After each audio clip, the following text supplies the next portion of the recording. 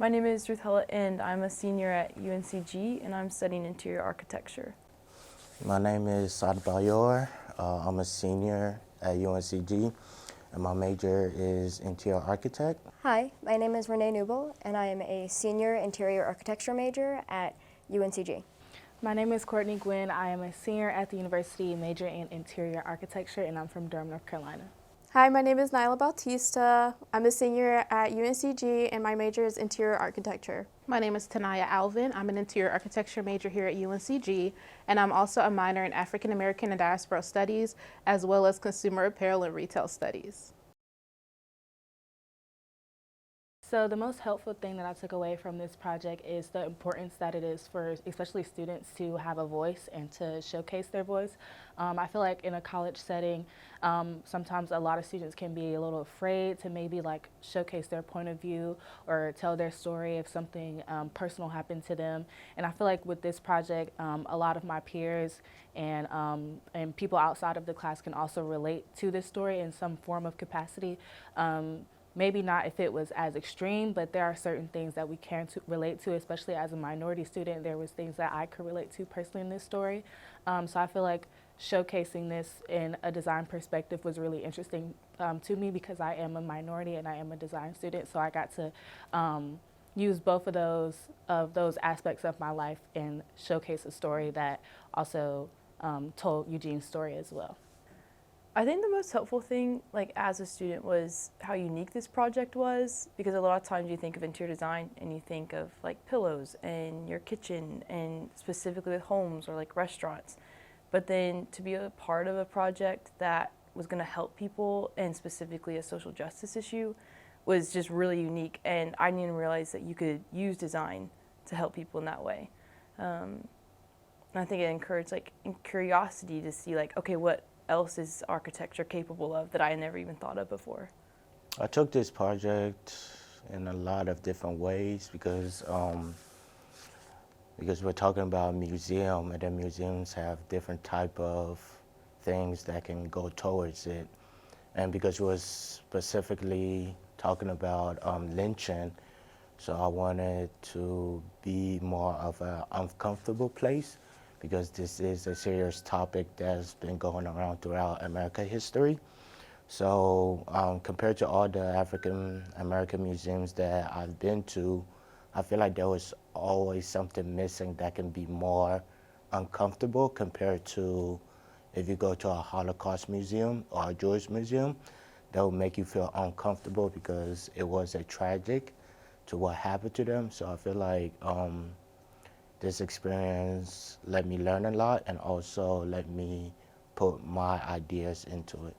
So my takeaway on this project was that we're not really doing many projects like this, and I feel like this project specifically, we're focusing a lot on social injustice, and we focus mostly on Eugene Hairston's story, and I was really exposed to the regular stories that we were told that dealt with segregation, and I feel like this specific story, we focus more on him and what actually happened and the things that were being told. They were very biased, and I think it was really interesting to learn about his story.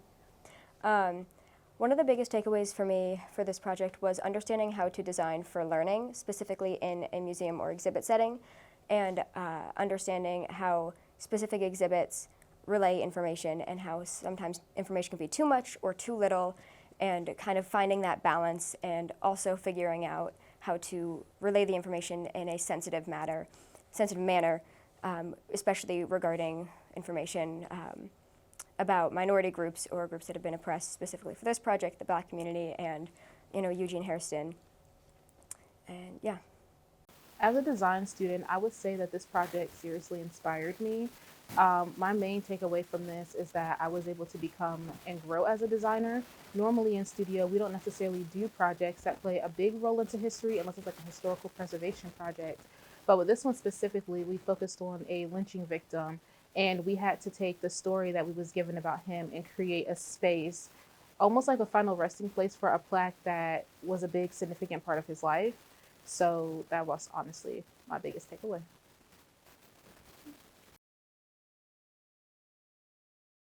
I hope that the exhibition opens up space for people to talk about uncomfortable subjects and also acts as a place for people to remember that we are constantly pushing history on the back burner, and doing so will not allow us to progress forward as a society.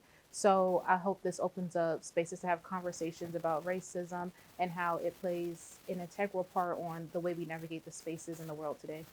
I really hope it encourages curiosity. I think one of the most interesting parts of the project was getting to research stories that I didn't even know about. A major part of one of my exhibits is the Charlie's Place, and I didn't even know that that was a nightclub. I had no idea about that story, and so I really hope that it helps other people want to learn more and to do some research on their own instead of just the generic stories that we've heard over and over. I think it also, I really wanted to encourage people to be uncomfortable and be okay with being uncomfortable and just getting used to having hard conversations for the sake of learning what has happened and just looking in the face of all the mistakes that we've made.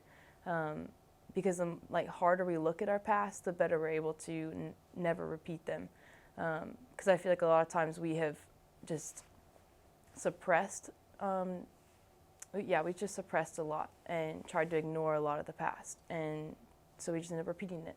So I hope this exhibition encourages college students to voice their opinions. I hope that it spreads a form of activism on college settings, not just here in Guilford County, as you know, Eugene's story is centered around here, but also at other universities and colleges, specifically those who either have like a media studies program, a design program, because I feel like with us being in a major like this with interior architecture, we have the ability, we're so privileged to build these spaces that allow people to come together and talk about these conversations. We're building that space for people to have connectivity, to network, to hear stories that they've never had before, to have conversations that they've never had before, and just to really embrace like who they are, to feel comfortable. And I hope that these college students are able to promote the activism in their areas.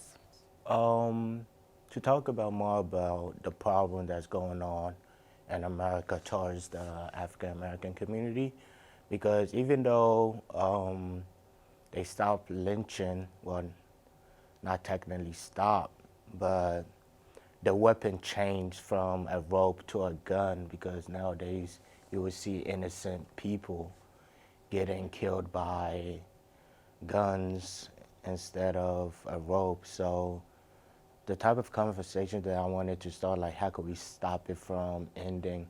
Because I know this conversation has been going on not from just the 21st centuries, but probably like back in the 1980s, 70s too. So this topic hasn't been like just recently new. It has been talked about.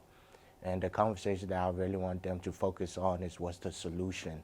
How can this stop from future generation, from 10 years from now, from 6 years from now?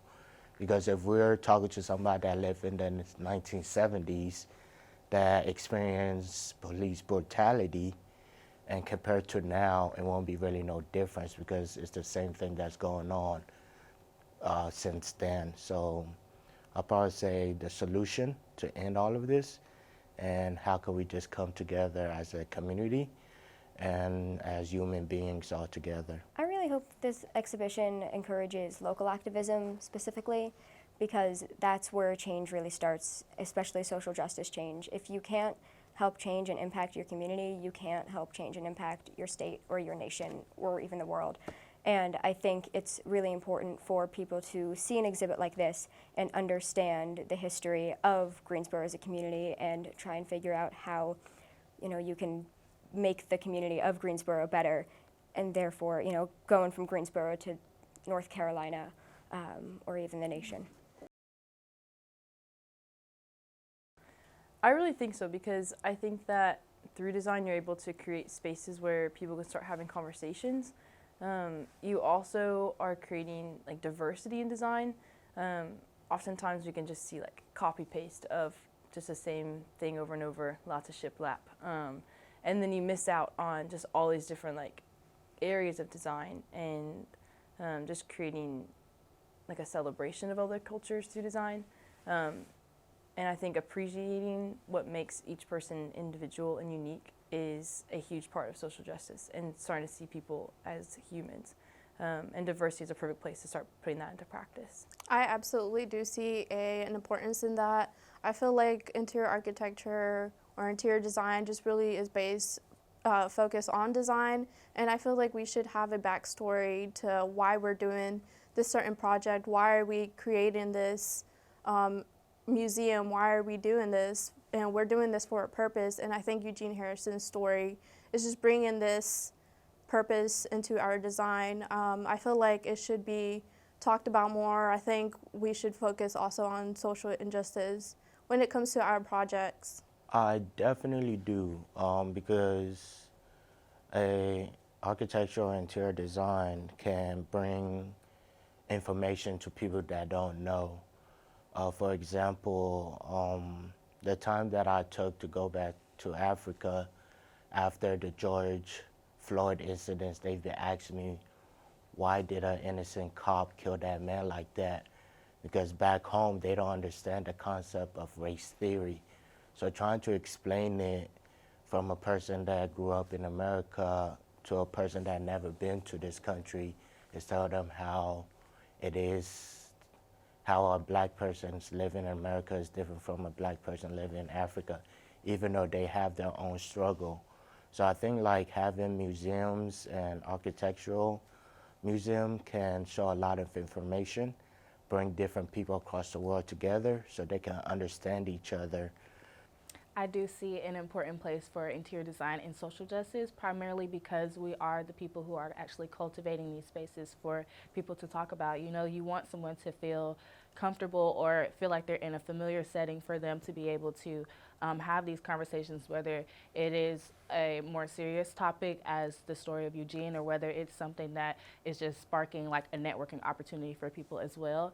I also do feel like social justice isn't as talked about or mentioned as much in interior design, and I'm very grateful that our professor was able to grant us this opportunity to cultivate this space for Eugene. I feel like it is a very historical moment for us too as designers, and even after we're gone at school, we'll still have that legacy of Eugene there. We'll still be able to talk to other students in interior architecture that's going through our program about this project that we did, and even for people in Guilford County, our legacy will still be showcased through that Memorial Center and through this initiative as well. So doing this project and talking with people from ADS or Dr. Barnes or even Asha, who has a background in this as well, it allowed an open space for you to have these uncomfortable conversations with people who actually wanted to have them with you.